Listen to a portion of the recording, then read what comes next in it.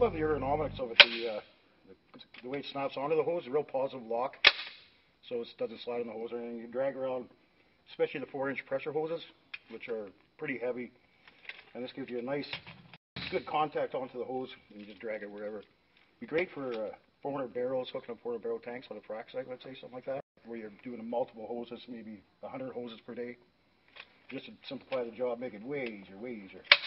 Other than picking up by hand, because a 4-inch hose is just a little bit too big to grab with one hand, so you got to grab with both hands. You pull it by the cam lock, the gear locks. Just too hard on your hands. This will save hand injuries, back injuries. I'm thinking it'll save you a pair of gloves every week and 3 coveralls, everything. Especially in wintertime when the hoses are frozen, get drilling fluids all over them. I wish I had one 10 years ago, to tell you the truth.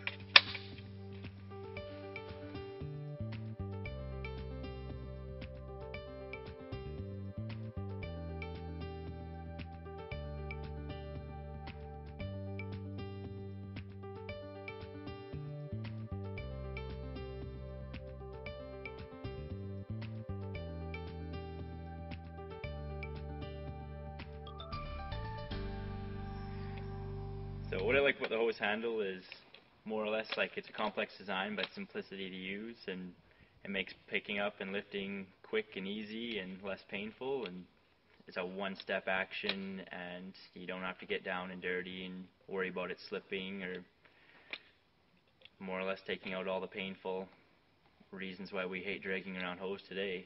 For me personally on the rig, it would make basically any cement job, or anytime we have to suck out of mix-off bins or sumps or even the cellar, it would be less painful to use one of these than to try to throw out your back or fight with it once it sucks into the mud. It gives you a firm grip and handles to pull and really get a hand on it.